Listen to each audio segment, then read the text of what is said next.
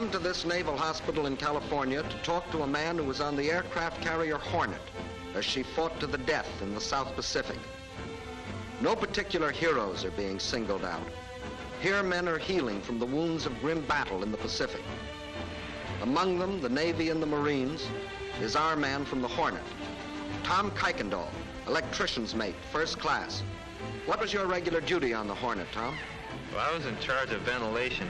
My battle station was in a repair party below decks. Were you expecting trouble that day, Tom?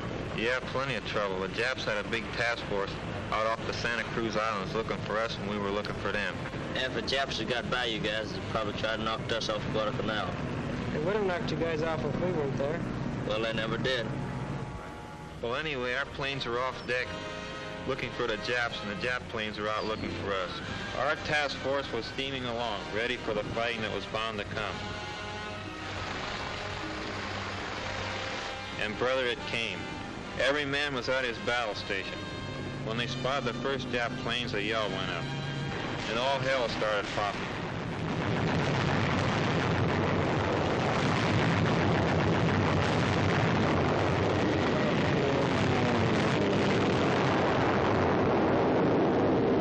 The Carrier X was first to get it.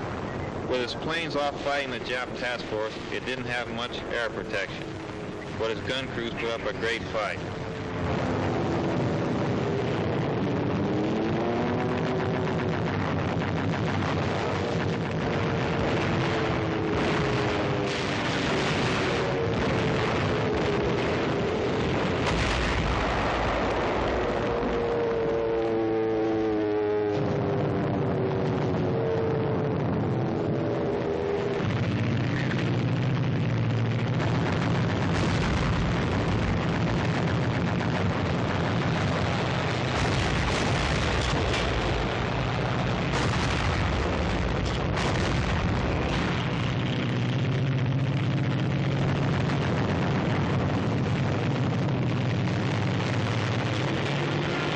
There goes one of the 50 Jap planes knocked down in the first 10 minutes of fighting.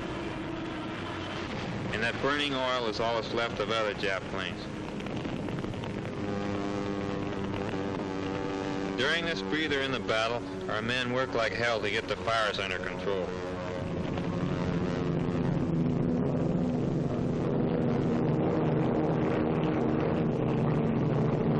Back from an attack on the Japs, an American plane with its tail rudder shot off lands as near to its carrier as possible.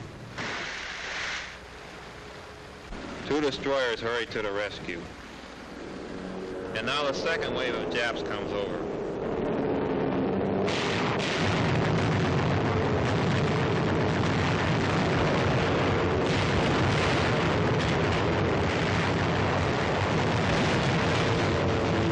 Looking at these pictures is almost like being where I was on the Hornet, below deck. You can see what they're doing to our ships, but you can't see what our pilots are doing to the Jap force.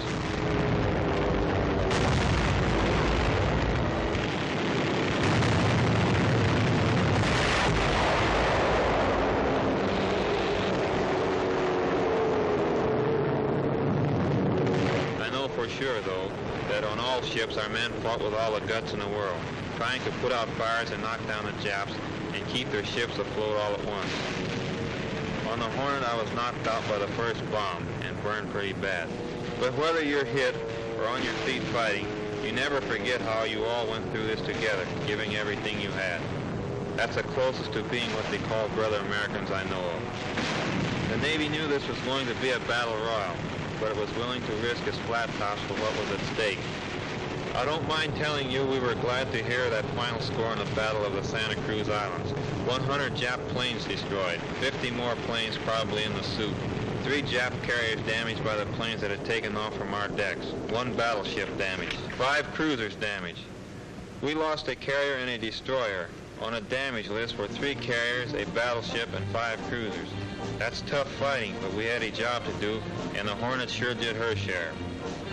Well, we'd taken plenty from the Jap planes and given plenty, but they couldn't sink the Hornet. The guys that got hit were taken off to carry on to a destroyer and then transferred to a bigger ship.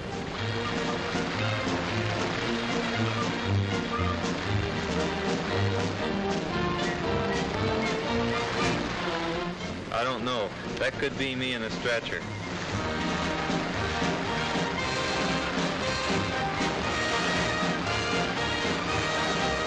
Later on, the Navy ordered our ships to sink the Hornet because she was in a bad way and might fall into enemy hands. They sure hated to do it.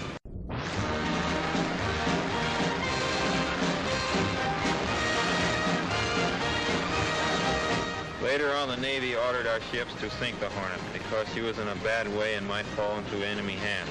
They sure hated to do it. So that's how it was on the Hornet and the rest of the ships. A lot of real action. As long as we're convoying Army transport safely and seeing that our buddies on shore stations were protected from seaborne attack, we couldn't complain. The Japs asked for trouble, and I'm sure they've been sorry ever since.